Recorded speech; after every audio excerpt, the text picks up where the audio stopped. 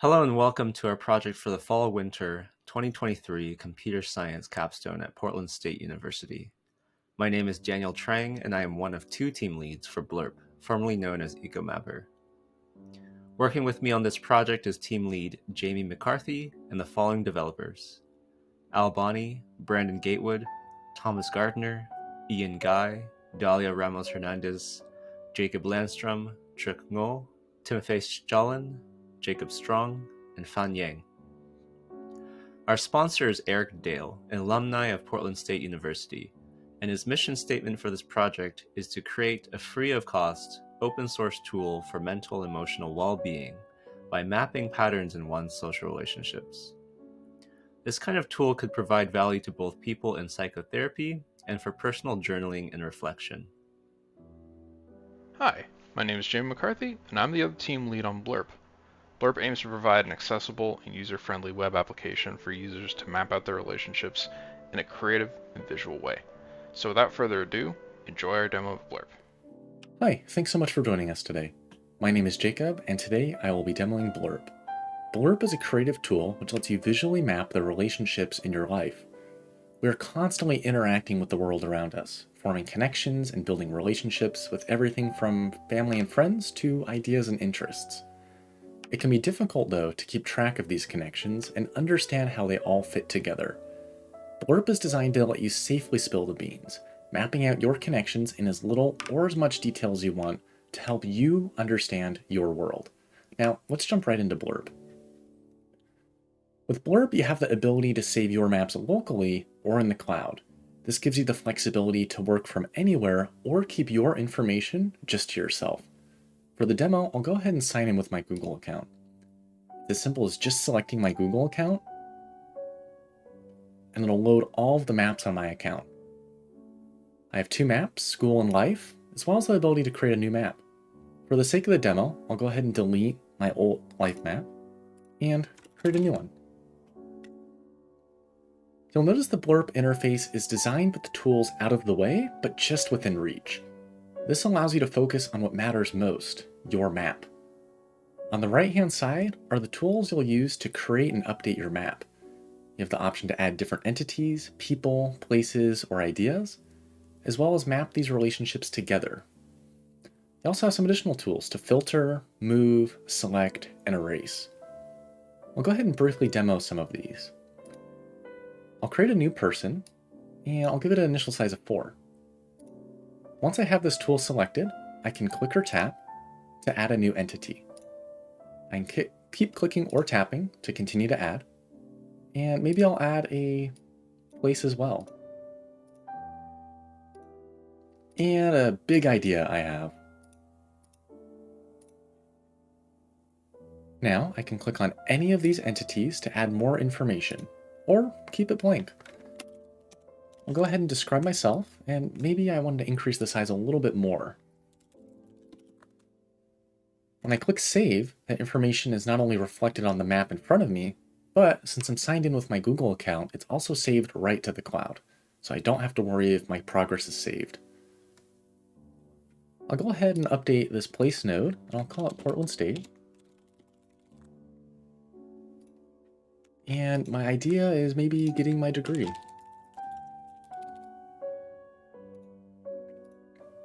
Now, looking at my map, I may have been a little overambitious and I don't need all of these extra entities.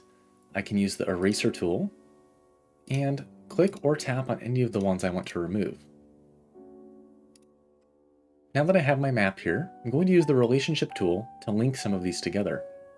Once I have the tool selected, it's as simple as clicking the first one and the one I want to link it to. I then describe a little bit about this relationship.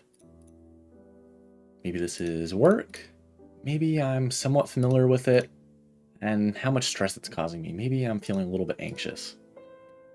I have the tool still selected, so I'll go ahead and map Portland State to getting my degree, and I'll update the stress level as it causes me a lot of stress, and I'm very unfamiliar with this. You'll notice the size and the color of the relationship lines update to reflect how I'm feeling.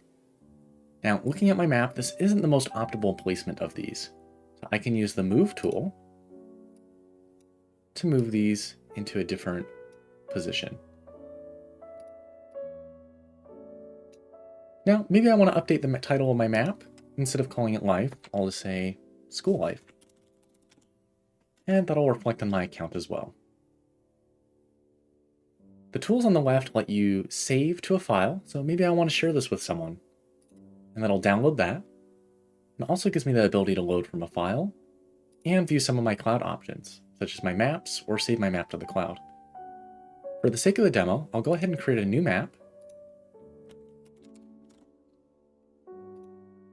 and upload a demo file provided by another user.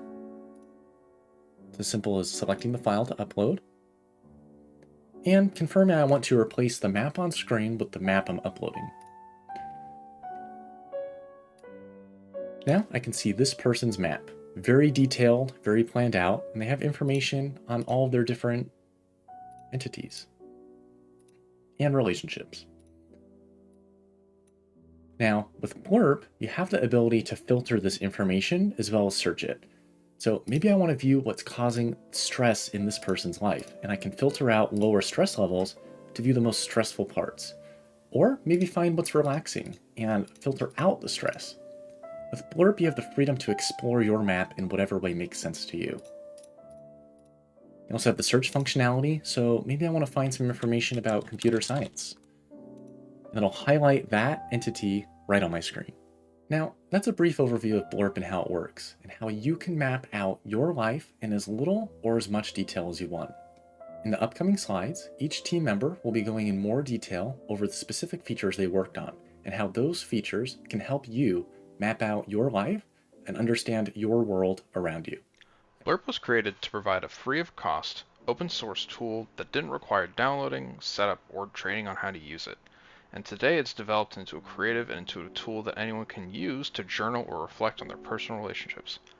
Blurp helps reduce the friction of communicating difficult topics by providing an interactive medium in lieu of talking out loud or being stifled by writing. Hello, my name is Fan Yang, and I'm a developer on the front-end team. I mainly worked on user experience and web design. The main features of Blurp include ease of use and user-friendliness to create viral maps. Users are able to log in with their Google email and save multiple maps to their personal account. In the case of sharing with others, Blurp has an export and import feature that handles external files from your computer. Hello, my name is Thomas Gardner, and I'm on the front-end team of Blurp. I also worked on the saved database feature of the end guy. For front-end, we use the Sigma.js and Graphology libraries for visualizing the graphs being brought in from a file or from our backend. Sigma.js is doing the part of visualizing the nodes and relationships, and it allows users to interact with the map. They can do various things like drag a node around, zoom in and out, and click on nodes and relationships. Graphology handles the part of storing the data within the browser, allowing us to attach data to each node or relationship and change it when a user edits a node or relationship. We have set multiple tools for letting the users interact with the map. We have tools for creating each type of node, a tool for creating relationships, a move tool for allowing users to drag nodes around a map, a select tool for clicking on nodes and relationships to edit our data, and an erase tool for deleting nodes and relationships. If a user is logged in, anything they do involving these tools will get sent to the backend to get saved in our database. Hi, my name is Ian Guy, and I'm on the backend team of Blurp. As previously stated, I collaborated with Thomas Gardner on the ability to save to a database. And as far as setup goes, I was also in charge of creation of the database and initial implementations or connections of the database with the backend. The solution for the database that we chose was MongoDB, and the backend is largely written in Express.js, which is what handles direct contact with the database and passes on information to the front end, which is what was worked on by Thomas. And that work is seen in the map modal here on this slide. Functions of said map modal pictured are selection, deletion, and creation of maps. And this also eventually constituted loading in the data from a map selected and working on storing user data in general. Contingencies for not being logged in are also in place. Hi, my name is Bonie, and I'm on the front-end team of Blurp.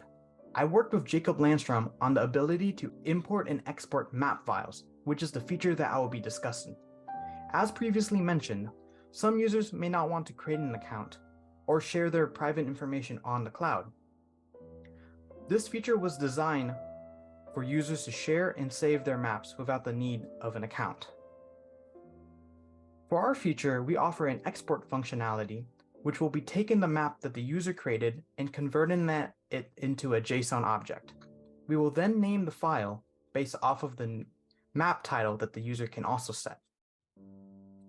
For our import functionality, users can import files with a .blurp file extension, and they will be prompted on the screen if they wish to clear the current map on the screen with the map that they wish to import. Being able to load the graph, clear the screen, and convert the graph into a JSON object is all done using the Graphology API. Hello, I'm Timofey Shichalin, and I was part of the front-end team for this project. So for my feature, I worked with Truc on the login functionality. We used Google single sign-on to log users into our app using Google, and we used a token-based authentication approach. The way this method works is when users log in, the front end gets an API token and then it sends it to the back end. And the back end will use that token to contact the Google API, and Google will tell them which user the token was assigned to. And that's how we identify users in our app. Then we create a session for that user and we return the session ID to the front end. And now the front end can use that session ID repeatedly without having to log in for every request. Hi, my name is Dalia and I'm a part of the backend team. So I was assigned to work on a feature for the front end. I was working on a feature that filters people, places, and ideas based on their stress levels. I started by creating an expandable sidebar that has a category section, and in the section there are 5 checkboxes for each stress level. All the checkboxes are checked to start with, and if the user wants to filter, they can uncheck them. So Graphology nodes and edges have an attribute called hidden, which I was able to hide and make the nodes and edges visible again. One of the main requirements of this Capstone project was to build a product that was accessible and easy to use. Using open source frameworks and building a free of cost web application meant that we could achieve high usability and low to zero cost at deployment. We also wanted the technology we used to be a compatible ecosystem of tools and to have the potential to scale as our user base grows.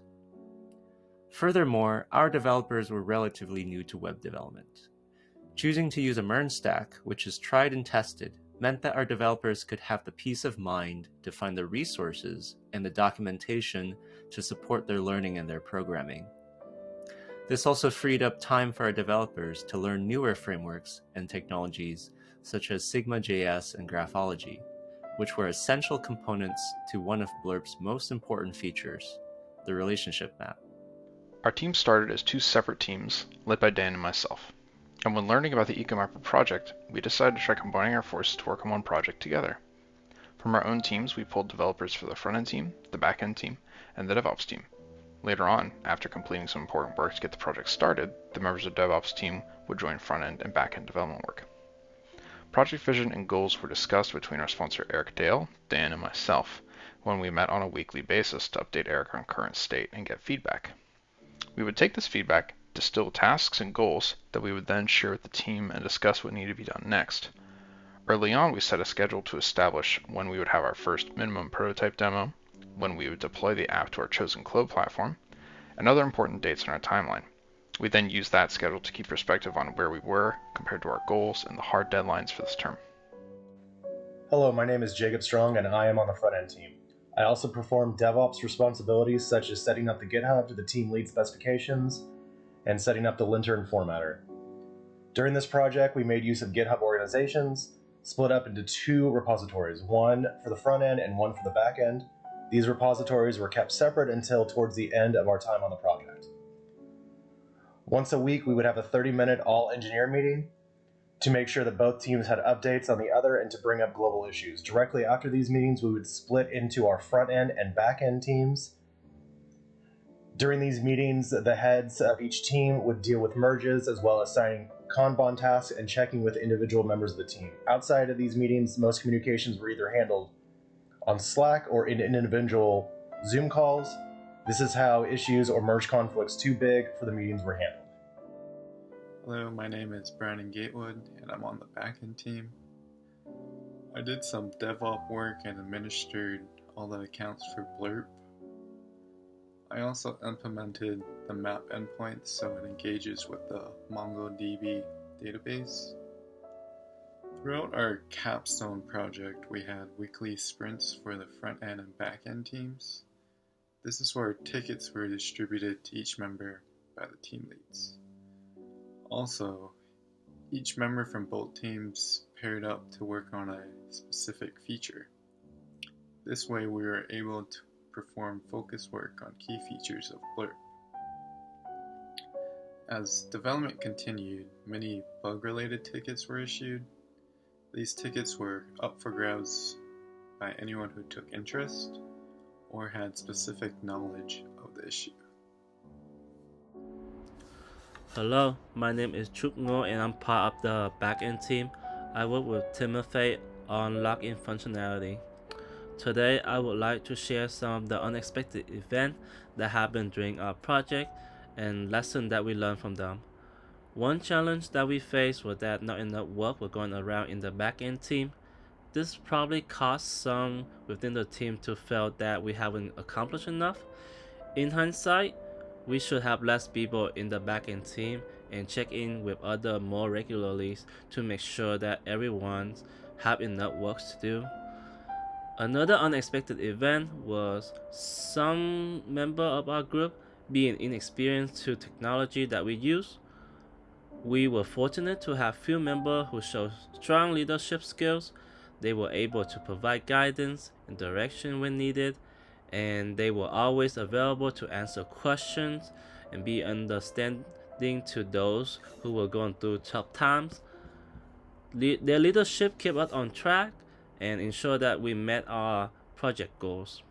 Despite all these challenges, there was many positive aspects to our experience. We learned a lot about teamwork and collaboration. We were able to create something that we're proud of. And in the end, we are proud of what we accomplished, and we also recognize that there always room for improvement. So we hope that by learning from our experience, we can continue to improve in our future projects. We reached out to Eric to ask for feedback about how the Capstone project experience was for him. He was very impressed with the quality of work for this capstone, as our team created an extensible sociogram application and coordinated 2 teams, 12 people, to create something truly useful with a complex tech stack. He liked that we were communicating regularly about our respective team statuses, immediate goals and challenges, and checking in to make sure that we closely matched the project vision. Despite the unknowns and tricky pieces with making visual programs, the teams were able to iterate quickly and present prototypes for feedback at regular stages, and now have a great working visualization tool with a complex backend.